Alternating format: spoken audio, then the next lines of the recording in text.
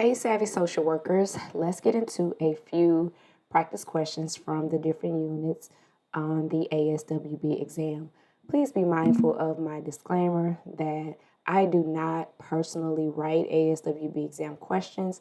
I get these questions from offline, other resources, other colleagues send me questions, different avenues. So I am not writing these questions. I am just merely trying to help you understand how to break down and better understand these questions to help you pass the ASWB exam. So some of these questions that you see may be questions that you've seen before, or another version of the question. That's because I do not write them. Sometimes I do get the questions and I tweak them a little bit so that they can be different, but sometimes I don't. Again, these videos are for educational purposes only, and I am only trying to show you how to answer questions, not take credit for any questions. So I just wanted to disclaim that, even though it says that at the top of the background of this video, just wanted to make that clear. All right, let's get into it. A male social worker is meeting with a female Muslim client who wears a veil that covers most of her face. And as a result, the social worker can't see her facial expressions. In this situation, the social worker's best course of action is to. So already I'm looking at the hedge word best. So that lets me know that I am going to be focusing on meeting the client where she is and doing what's most beneficial in this situation. Now, starting with the helping process, I want to pay attention to where I am with the client. And so that is where we're using the Eat a Pie today. And so it says a male social worker. So I'm a male social worker and I am meeting. So it's meeting with. So usually when it says it's meeting with, that lets me know that I am still in the beginning phase of the helping process. Therefore, I should be engaging and or assessing my client at this point of the process. So my client is a female Muslim client who wears a veil that covers most of her face, and as a result, the social worker cannot see her facial expressions. So that is what my primary issue is. As you can see, this is one of those short questions where they only give you one situation, so that's what you're going to focus on. So that makes it, to me, a little bit easier because you're not trying to figure out, okay, what's the presenting, what's the priority. They only give you one issue, and so that's what it is. And it's letting you, it's asking you, in this situation, what is going to be the social worker's best course of action. So what is going to be the most beneficial way to handle this situation with this female Muslim client who wears a veil and you can't see her facial expressions while you're meeting with her. Option A, let the client know that he or she needs to refer her to a therapist who shares her background. So basically this is saying just let the client know that the social worker needs to refer her to a therapist who shares the same background as her. That is definitely not really necessary at this time, and it's not the best course of action. It's not going to be the most beneficial or most suitable thing, so we will eliminate that. B, ask the client whether she would be willing to remove her veil during therapy sessions. That is definitely something that we can do, but is that the best course of action? Let's see what option C says. Option C says discuss facial expressions and other nonverbal messages with the client in an effort to understand her nonverbal communications. This is definitely something that we would want to do.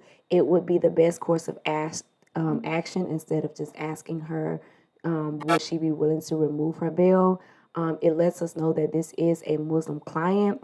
Modesty is most evident among Muslim women who wear the hijab, which is a veil that covers the head and neck and is meant to be worn alongside modest clothing, especially in the presence of men to whom the woman is not married or related. And of course, it does say that this is a male social worker.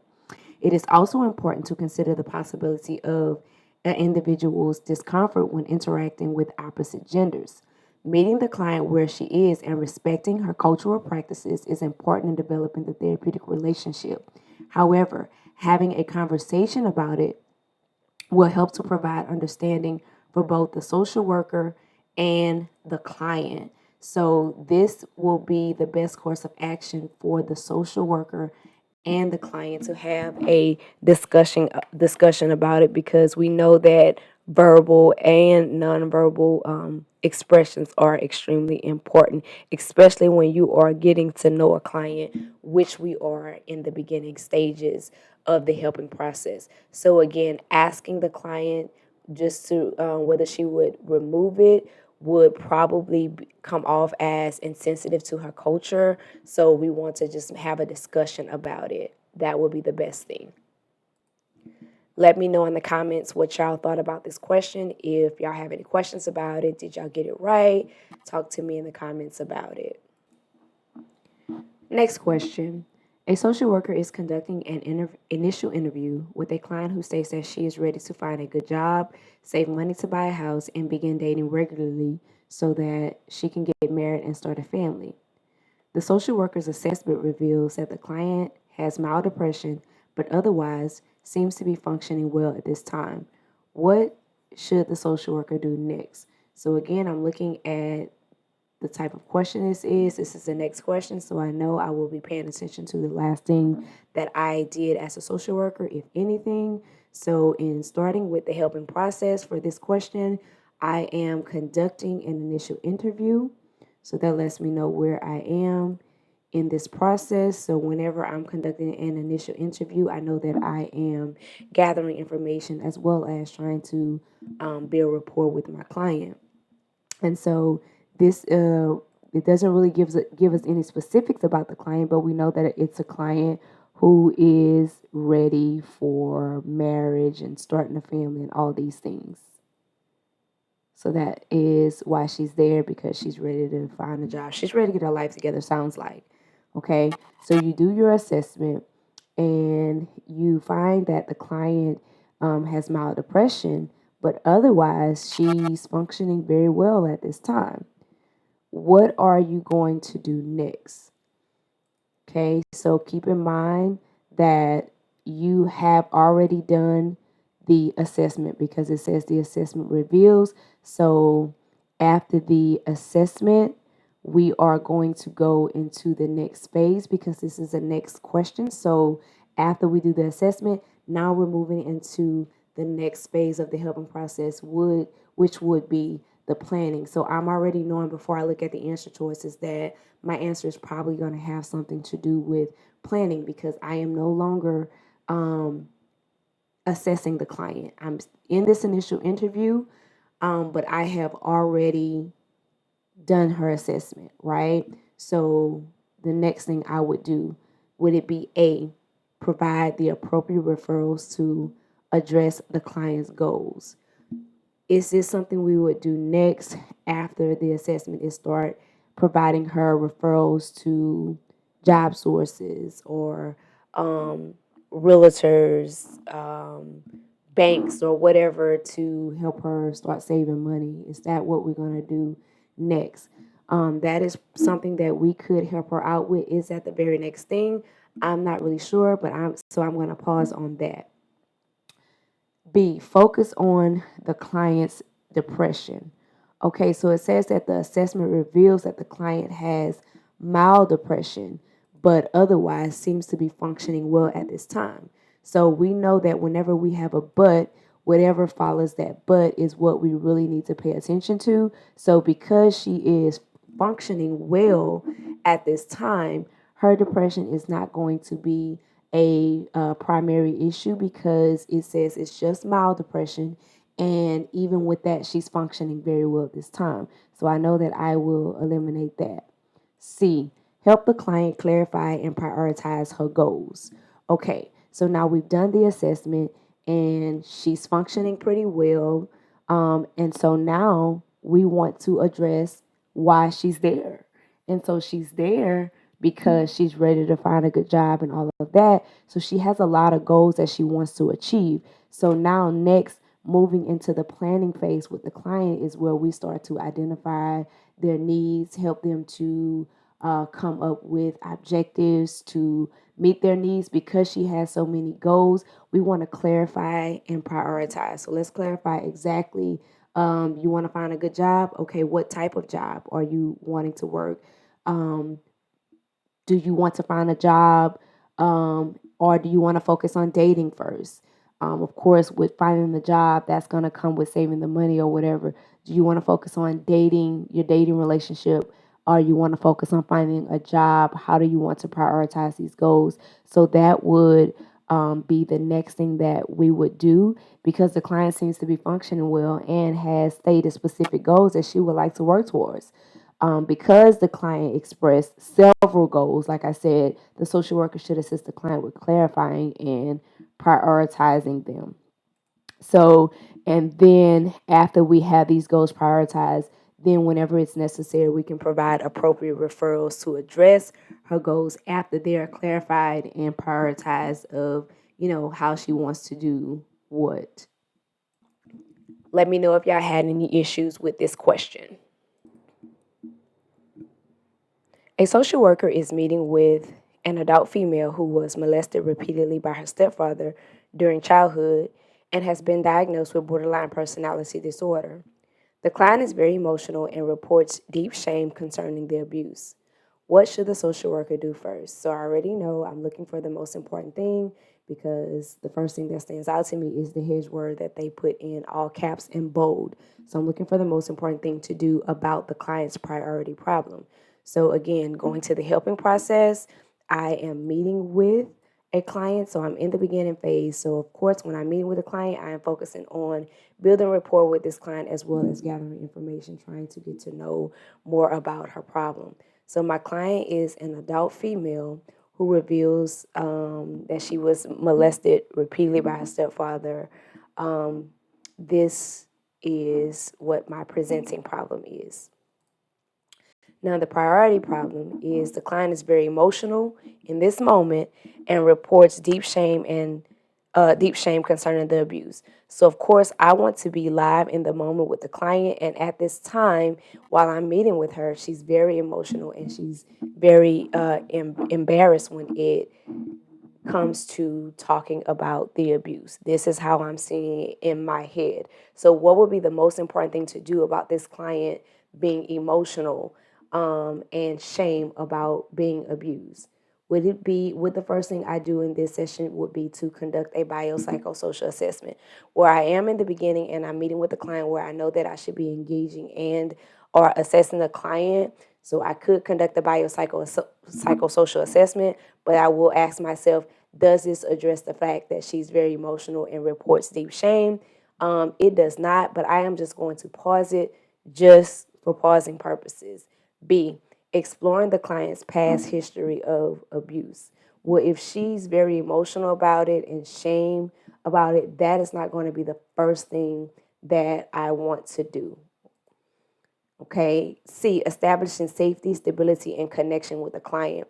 This definitely sounds like something that would be the most important thing I could do, with her being very emotional about it and being very embarrassed about it. I want to make sure that she know that she feels safe and that she has a sense of stability and connection with me before we kind of dive into that. And this is a part of the engaging and building rapport with this client, considering that I am in the beginning phase of the helping process. So I'm definitely going to pause C.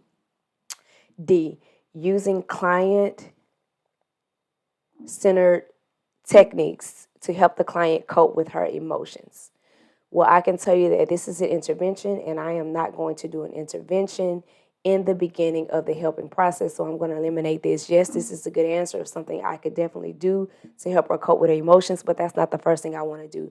The first thing I want to do is to either engage or assess her, because I'm meeting with her, and I know that engaging and building rapport with the client comes before getting in their business, i.e. assessing them. So the first thing I'm going to do is build rapport with this client by establishing safety, stability, and connection with her before I even get into the biopsychosocial assessment. The social worker is in the beginning phase with the client and should first focus on building rapport and establishing trust, especially considering that she is very emotional and embarrassed about her past. The social worker should make sure that the client feels safe opening up to her before moving into the assessment. So again, I want to point out it is very important to know where you are in the helping process because, of course, yes, we would want to do an assessment first, but y'all have to keep in mind that the E does come before the A. So that's why usually when I say where we are in the process, I say we're either engaging and or assessing. But when it comes down to it, if you have to choose between engaging and assessing, you want to always engage the client first before getting into their business. And getting into their business is what I call the assessment. So we want to build rapport, make them comfortable, make sure they feel safe, make sure we're connecting with them before we start asking them all the assessment questions. A social worker has been providing case management services to a 40-year-old client who was injured at work many years ago and has suffered from major depression. In the current session, he tells the social worker that he just found out that his disability benefits, which he's been receiving for many years, are stopping, and he doesn't understand why. The client has no other income source and is worried about how he will survive financially. In order to best assist the client, what should the social worker do? Okay, so going into the helping process, I'm already noticing that this seems to be some type of dilemma. So that lets me know I'm probably going to be looking for the most ethical thing to do or something regarding best practices. So into the helping process, it tells me that I have been providing case management services to this client. So I'm already working with him. I'm already in the middle phase, already in the active phase with him. So he is a 40-year-old client. That is who my client is. He was injured at work many years ago and suffered from major depression. So now here we are in our current session. I want to pay attention to be live in the moment. He tells me that he is losing his disability benefits and he is worried about how he's going to survive financially. That is the main thing that's going on here, okay? So we want to address the fact that this client is losing his disability benefits and he doesn't understand why. He has no other source of income and he's worried about how he will survive financially, okay? So in order to best assist this client, so that tells me whenever they give me that little snippet, that means I need to meet the client where they are and do what's most beneficial for them where they are in the process. So right now where he is, he's just very confused. He doesn't know, what's going on, why they're stopping his money. And he's also very scared or worried because he doesn't know how he's going to survive financially. So I'm going to meet him right there and do what's most beneficial at that point. So would I help the client find other available financial resource programs? That is something that I can do. Is that going to best assist the client? I'm going to pause it because I don't know what the other answer choices says yet. B, advocate on behalf of the client by helping him to file an appeal. This is also something that I could do for my client to help him. I'm providing case management services, so definitely advocating on behalf of him would also be something that I can do. So usually when I have two answers, this is just my process, and both of them are plausible because this is the best question. I'm going to immediately ask myself, which one of these two is the best answer out of the two of these? So I can go ahead and eliminate one, and that can kind of streamline my process. So it's helping him find other resources, financial resource programs. Is that better than advocating on behalf of the client by helping him to file an appeal? Well, I can tell you that best practices, especially in the ethical realm, would be to advocate on behalf of the client for us to find out, because part of the problem is he doesn't understand why. So let us advocate and find out why his benefits are stopping. He is disabled from being injured at work. So I would want to advocate on behalf. That would be a better option, meeting him where he is and doing what's best than just helping him find other available financial resource programs. Not that this is a bad answer, but when comparing the two, this helps me to eliminate one. So now I can go into the other answer choices and I will do the same. This is a good strategy for best and most questions for you to be able to weed out as you identify. Then you can say, okay, now which one of these is most important or most likely, or which one of these is the best answer out of these two. And you eliminate one and then you go and you can compare the others. So option C, advise the client to contact the Social Security office for clarification. So yes, I could have him to contact the Social Security office to find out why. Is that better than me advocating on his behalf? I'm going to pause that because a part of that's telling me, well, maybe I should, empower him to handle his own business. So I'm going to actually leave that one because I'm undecided and I don't want to spend too much time on trying to decide right now which one is the best out of these two, and I still have another answer. So option D, assess the client's mental status before proceeding with any other intervention. Okay, so yes, I know that he suffered from depression, but his main issue right now is his financial situation. So his mental status is not in question right now. So that is not going to be what I do to best assist him. That is not going to address the fact that he is losing his finances and he's worried about how he's going to survive. So now we're back to B and C. In order to best assist the client with the fact that he doesn't know why his disability benefits are stopping and he is worried about how he will survive financially, would I advocate on his behalf by helping him file an appeal, or advise the client to contact the Social Security office for clarification? Okay, so this is a best practices question, and we want to best assist the client. Assisting him would be advocating on his behalf by helping him to file a report, so an appeal. So we're not doing it for him, we're helping him to do it.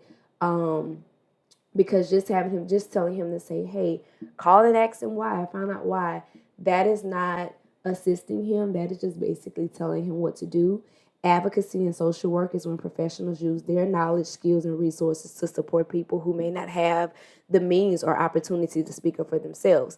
Because the man does not understand why his benefits are suddenly stopping, the social worker should assist him with the necessary steps to gain clarification and fight to keep his benefits. So just advising him like, hey, contact the Social Security office for clarification is not going to be the best way. Is that wrong? Again, no, that is not something wrong for you to do. But the question is saying in order to best assist the client. So if I want to best assist him, I want to help him.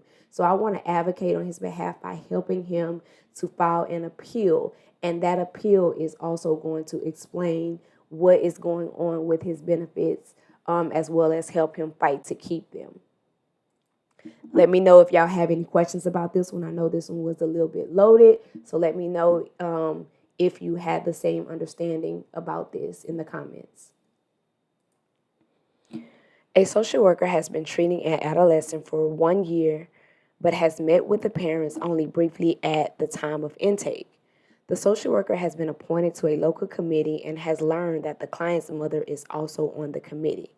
The social worker's most appropriate response would be to, okay, so this sounds like a dilemma. So again, I want to think ethically and I want to think best practices. So they're asking you what is going to be the most appropriate response in regards to the priority problem here.